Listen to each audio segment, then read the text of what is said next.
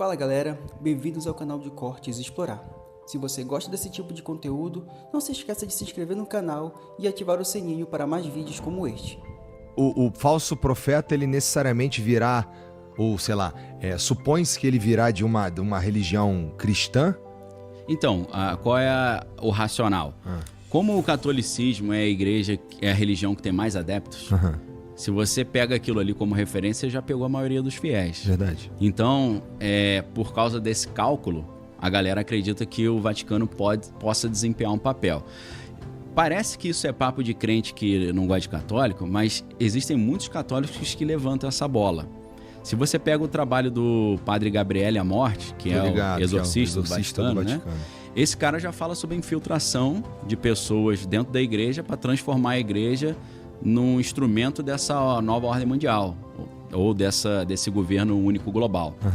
Além disso, que eu acho até mais interessante, mais profundo ainda, escreveu mais, é o Malachi Martin. Esse eu não conheço. Pô, Malachi, escreve Malachi, né? Tá. Com CHI. Malachi Martin, ele era um cara... Esse cara era analfabeto, né? Falava 14 idiomas e tal. Bem burro, né? Cara meio ignorante, não gostava de ir pra escola, não. Esse cara, ele foi assessor do cardeal Augustin Bert. Augustin Bert é um dos cardeais mais importantes do Concílio Vaticano II. E esse cara era um jesuíta irlandês, insider do Vaticano, amigo do Papa da época. O Papa era a chapa dele, o Papa fazia ali umas confissões pra ele. Estão falando de quanto tempo atrás? Isso aí a gente tá falando anos 60. Tá? Mais ou menos, nesse caso específico eu tô falando 1963. Tá. Por que eu tô falando 1963? Esse Malachi Martin, ele viu alguma coisa no Vaticano que ele falou, fez igual esses caras na OpenAI, falou, tô fora. Chegou pro Papa e falou, poxa, ó, já deu, me libera aí dos meus votos aí que eu vou dar linha na pipa aí. Aí o Papa liberou. O que ele fez? Foi pros Estados Unidos, ficou lá só escrevendo os livros de ficção. Aí um dos livros interessantíssimos, não tinha em português, agora tem em inglês, era Windswept House, uma casa varrida pelo vento. Em português saiu O Último Papa. Tá. O Último Papa, tá? E botaram um subtítulo maneiro também, que é uma conspiração diabólica para destruir o Vaticano. Igual... Isso, a princípio, um livro de ficção. De ficção, cara, tijolão. Bem escrito pra caramba. Até pra quem... Eu fui ler em inglês no original, anos atrás, falei, pô, até é difícil de entender, que é rebuscado o livro. Tá. Português tá mais tranquilo. Tá. Então, esse cara, ele começou a ganhar uma fama. Eu não sei se você pegou essa época, antes de ter os podcasts, ainda existe o programa de rádio nos Estados Unidos, Coast to Coast AM. Tô ligado. Cara, esse programa era incrível, né? Ia só negócio de curupira também, mula sem cabeça. Só história maneira. O cara, John Titor, que viajou no tempo, né? Só maluquice, alienígena. Mas assim, audiência monstruosa. Ele começou a ir nesses programas e contar a história dos livros. Aí o apresentador... esqueci o nome do apresentador, hoje é o George Noory, né? Que é o outro, Art Bell. O Art Bell tava conversando com ele e falou, Padre Malachi, dizem que esses teus livros aí tem fundo de verdade. O livro Windswept House tem quanto de verdade aí? Ele falou uns 80%. Aí eu falei, eu fiquei preocupado que eu tinha lido o livro, né?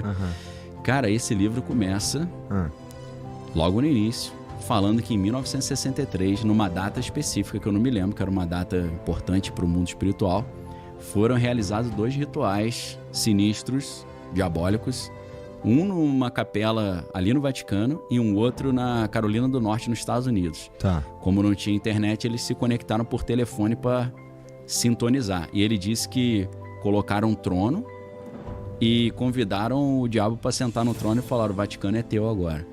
Não sou eu que estou falando isso, eu estou reportando o que ele diz no livro, é um insider. Depois de contar essas histórias, e quando ele estava para publicar o livro mais cascudo, que aí não seria ficção, seria não ficção, ele chegou a publicar, por exemplo, Os Jesuítas e a Traição da Igreja Católica, que tinha em português, mas esgotou, e talvez em inglês é mais fácil de achar, que é um tijolaço também. Nossa, então esse cara, ele produziu pra caramba. Muito. Pô, produziu coisa pra caramba. Ele tem um livro só de exorcismo. O cara era exorcista também. Qual que é o nome do livro? Caralho, bom, mas esqueci aí se você procurar Malachi. Malachi Martin. No YouTube, no Google aí, colocar exorcismo, deve encontrar esse livro. O cara tava saindo pra, sei lá, tava morando nos Estados Unidos, saindo pra fazer um exorcismo, capotou da escada e morreu. Claro que falaram que, deram uma voadora nas costas dele lá, né?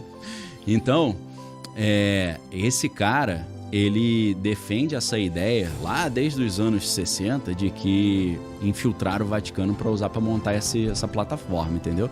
E a gente, mas assim, as pessoas normais, a princípio, nada disso aconteceu de verdade, porque tudo continua acontecendo como deveria, não é? Ou não? Segundo ele, esse ritual aconteceu. Tá. O cara perguntou pra ele se aconteceu. Beleza, aí o ritual, vamos dizer assim, que o ritual aconteceu, mas é tudo encoberto de uma maneira que continua tudo lindo aqui, é Jesus. Mas assim, ele explanou alguns caras, porque no livro, os malandros já pegaram o livro, identificaram todos os personagens, fizeram a tabelinha, ó, esse é esse, esse é esse. Então tinha um cardeal que era de Chicago, que ele falou que era o satanista infiltrado na parada. Que era o cara que era do clube, sei lá, do grupo que ele chamava, né? Uhum. Então, assim, você vai achando as equivalências. Você fala, pô, meu irmão, agora eu entendi qual é desses caras. Aí tem aquela história de 1978, que foi o ano dos 3 papas.